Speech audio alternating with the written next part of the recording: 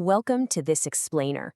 Behind all the roaring crowds, the dazzling goals, and that incredibly intense global spotlight of a World Cup, there's actually a massive, hidden layer of operations that keeps the beautiful game from descending into absolute chaos. Today, we're putting on our investigative hats to look into a highly unusual incident that really pulls back the curtain on FIFA's incredibly rigid matchday security protocols. We are going to explore the super strict rules that dictate exactly who is allowed where, and honestly, more importantly, what happens when those invisible boundaries get crossed. Okay, let's dive right into this by looking at one of the most puzzling administrative moments of the recent tournament. I want you to picture this scene. It's the morning of a massive World Cup knockout match. The United States men's national team is gearing up to face Belgium in the round of 16. The stakes literally could not be higher. But then, just hours before kickoff, news breaks that two crucial, high-level members of the U.S. staff have been abruptly suspended by FIFA and are entirely banned from the stadium. No immediate explanation, no big press conference detailing the charges, just a swift, decisive removal of T personnel right before the biggest game of the entire year. Section 1. The sudden staff suspensions. The mystery before the Belgium match. To really understand how this happened, let's treat this situation almost like a cold case and look at the key figures involved. Here is our dossier on the suspended staff members. First up, we've got Sam Zapatka, the team manager. He's a veteran operations guy, having been with U.S. Soccer since 2015 and in his current pivotal role since 2020. But take a close look at the second name, Frank Pannell, the vice president of security for the U.S. Soccer Federation. Pannell isn't just your standard stadium security guard. His resume actually includes stints in the United States Secret Service and the Central Intelligence Agency. I mean, think about that for a second. We are talking about a top-tier security expert, literally someone trained to protect the highest offices in the world, being deemed a security liability and banned from a football stadium by FIFA. It completely begs the question, how massive must a breach be to get a former Secret Service agent suspended? Now, as the media was scrambling for answers, one critical detail emerged in those initial reports. Whatever rule was broken, whatever line was crossed, no physical dispute occurred. There was no brawl in the tunnel, no shouting match with a referee, no aggressive altercation with opposing fans, and honestly, that just deepens the mystery. If there was absolutely no violence and no immediate threat to safety, why in the world did FIFA take such swift, uncompromising action against the American staff? Section 2. Unraveling the Balogun connection. Tracing the breach back to the Bosnia-Herzegovina match. Well, to find the root cause of these suspensions, our investigation has to trace the events back to the team's previous match against Bosnia-Herzegovina. Let's just walk through the timeline of our metaphorical crime scene here.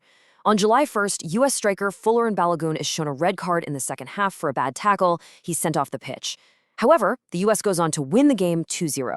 In the pure euphoria of that victory, Balogun returns to the field to celebrate with his teammates. Fast forward to July 6th, and in a pretty surprising twist, the FIFA Disciplinary Committee actually suspends Balogun's automatic one-match ban, making him totally eligible for the next game. But just one day later, on July 7th, the administrative domino effect catches up. The hammer falls not on the player, but on Zapatka and Pannell, who are suddenly suspended. The USMNT, suddenly missing their key operational staff, goes on to lose to Belgium 4-1. As you can imagine, this entire sequence of events immediately sparked massive speculation among the fan base. Many fans kind of summed it up like this. From their perspective, it looked like FIFA, annoyed that Balogun's player suspension was overturned on a legal appeal, decided they simply had to punish someone for him breaking the rules and celebrating on the field. But in international sports governance, things are rarely about simple revenge. There is always a paper trail. Section 3. Inside the Disciplinary Code. The strict letter of the law. Now, what's really interesting about this slide is that to understand the reality of what happened, we need to shift our investigation to the actual rulebook. We're going to treat the 2025 edition of the FIFA Disciplinary Code as the primary evidence in our case. And guys, this isn't just a set of loose guidelines. It is effectively the binding law for global football. It dictates everything from player conduct to the precise logistical movements of every single person inside a stadium on match day. When you operate at a World Cup, you're fully bound by these pages. If we open up that code to Article 66, we find the exact legal framework that dictates expulsion protocols. This section governs exactly where players and officials are allowed to be, and more importantly, where they are strictly forbidden from going once they've been shown a red card. Let's look at the specifics. Under Article 66, the physical boundaries are incredibly rigid. Once a player like Balogun is sent off, they're essentially placed in administrative quarantine. They absolutely must stay in the team dressing room or the doping control room, and they have to be accompanied by a chaperone. They shall not enter the tunnel, the technical area, or the field of play. Period.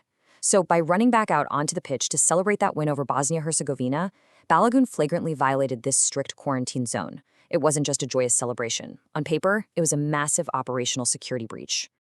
So the crucial point is this. The formal infraction wasn't about the celebration itself. It was the mishandling of FIFA's operational procedures by entering designated areas without authorization.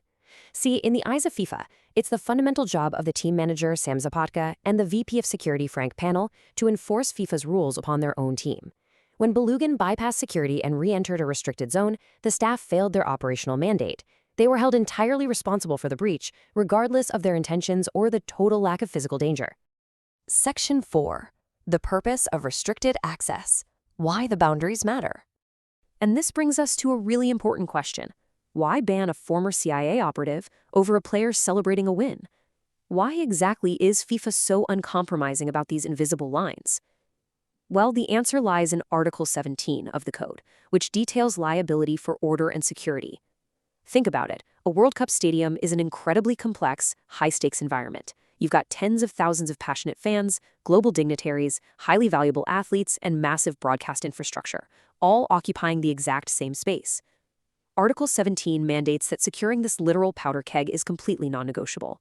If FIFA allows a sent-off player to just wander wherever they please, it sets a precedent that the zones aren't real. And if the zones aren't real, the entire security apparatus of the tournament becomes fundamentally compromised. Member associations are strictly liable to uphold these protocols to prevent absolute chaos. And this brilliantly illustrates the massive disconnect between how fans experience the game and how FIFA actually operates it. Over on the left, we have the emotional human reaction. It was just a celebration. The rules are being applied vindictively, and the punishment is totally unfair. But on the right, we have FIFA's cold operational mandate.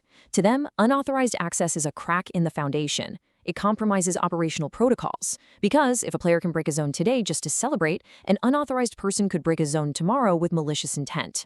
The strictness isn't about ruining the fun, it's about preserving a universally secure environment for everyone. To really drive this point home, we can look at a statement summarizing the governing body's philosophy. When the certainty of rules is no longer guaranteed by its guardians, the integrity of the game is at stake, and the credibility of a competition is undermined. For FIFA, bending the rules for an innocent celebration is a massive slippery slope.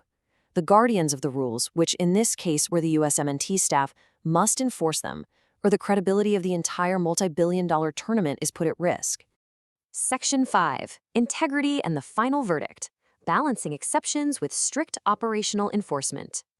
As we conclude our investigation, let's move over to the general provisions and see how this builds our final understanding of how FIFA balances these strict rules with some legal flexibility. Because while FIFA is, as we've clearly seen, incredibly strict on physical access, their code also has built-in mechanisms for sporting jurisprudence. For example, Article 27 gives the disciplinary committee the discretion to suspend disciplinary measures, like a player's red card ban, so long as the incident didn't involve match manipulation. This creates a fascinating dual reality in how the rules are actually applied. And here is exactly how that dual reality played out in the final verdict. Fuller and Balogun, the player who actually committed the physical infraction by celebrating out on the pitch, was allowed to play. Because his actions didn't involve match manipulation, the committee used a legal loophole under Article 27 to place his ban on a 1-year probationary period instead. He got a sporting reprieve. But Zapatka and Pannell, the staff tasked with maintaining the physical security zones, they were granted no such loophole. They paid the price for the operational breach and remained banned. The USMNT went into a vital knockout game against Belgium without their top security and management staff and ultimately lost 4-1. It really leaves us with a fascinating tension right at the heart of international sports. On one hand, you have the raw emotion and joy of the game, and on the other, an ironclad legal and security apparatus demanding absolute compliance. So where do we draw the line between a team innocently celebrating a hard-fought victory and the absolute necessity of maintaining strict global sporting integrity? It's definitely a complex balance. Thank you so much for joining this explainer. The next time you watch a match and see the technical areas, the tunnel, and the pitch, I hope you take a closer look, because behind those invisible lines is a world of strict enforcement that literally never stops running.